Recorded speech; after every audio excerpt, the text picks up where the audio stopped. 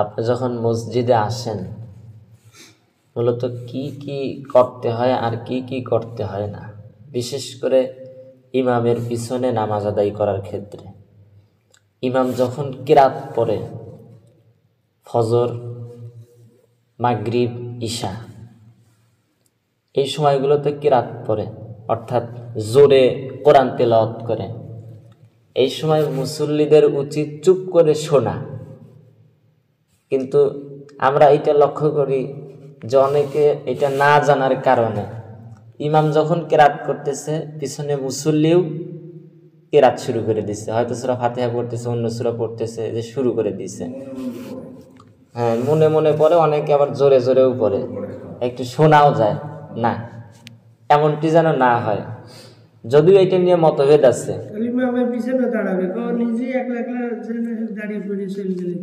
হ্যাঁ, ইমামের অনুসরণ করতে হবে। তবে তারপরেও মতভেদ কিরকম আছে সেটাও বলি। ইমাম আবু হানিফা রাহিমাহুল্লাহ, ওনার মতে ইমামের পেছনে কোনো কিরাত পড়াই যাবে না, সেটা সূরা ফাতিহা হোক আর অন্য সূরা হোক। এটা হচ্ছে হানাফি মাযহাবের মত। আর অন্যান্য ইমামের মতে, বিশেষ করে আহলে হাদিসের ভাইরা সহ আরো অনেক ইমাম আছে যাদের মতটা হচ্ছে ইমামের পেছনে সূরা ফাতিহা পড়া যাবে, সূরা ফাতিহা, শুধু সূরা ফাতিহা।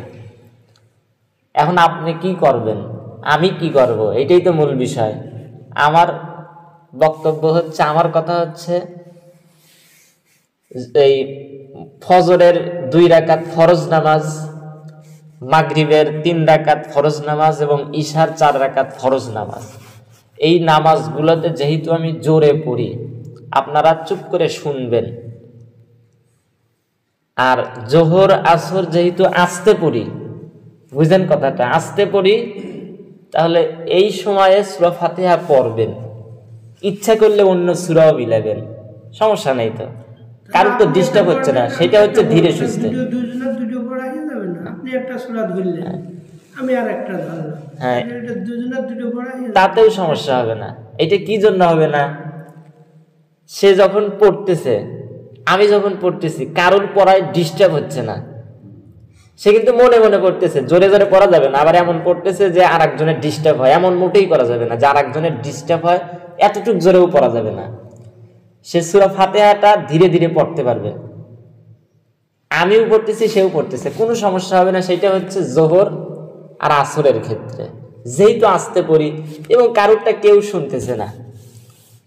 তবে কেউ যদি না পড়ে, আসরেও পড়লো না, জোহরেও পড়লোও না, তাতে কি হবে, নামাজ তো হয়ে যাবে, ইমামের অনুসরণ করছে না, দাঁড়াইছে।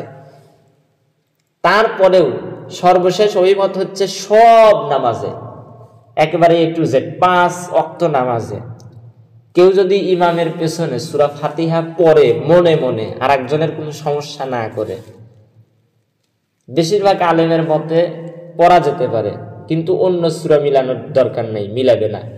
সে যে কোনো রাকাতে হোক, যে কোনো নামাজে হোক, আস্তে হোক জোরে হোক, শুধু সূরা ফাতিহার ক্ষেত্রে বলতেছি। সব বেশিরভাগ অনেক ইমামের মতে যে সূরা ফাতিহা পড়বে কিন্তু আস্তে। এখন বলবেন হুজুর পড়বে, আসলে কি বলছে? হ্যাঁ, রাসূল সাল্লাল্লাহু আলাইহি সাল্লাম যেহেতু অনেকগুলো সহিহ হাদিস আসছে যে সূরা ফাতিহা ছাড়া নামাজ হয় না, শুনছেন না, এরকম বক্তব্য বলে, কিন্তু আলহামদুলিল্লাহ সূরা ফাতিহা ছাড়া নামাজ হয় না, লা সালাতা ইল্লা বিফাতিহাতিল কিতাব, সূরা ফাতিহা ছাড়া নামাজ হয় না।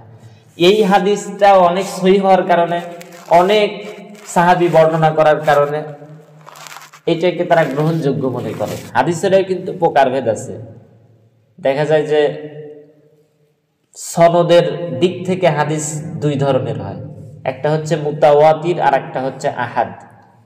মুতাওয়াতির হাদিস হচ্ছে যেই হাদিসের রাবীর সংখ্যা অনেক বেশি, একই হাদিস অনেক মানুষ বর্ণনা করছে, যেমন মান কাযাবা আলাইয়া মুতাআম্মিদান ফালিয়াতাবাওয়া মাকআদাহু মিনান নার, এই হাদিস 60 জনের অধিক সাহাবী বর্ণনা করছে।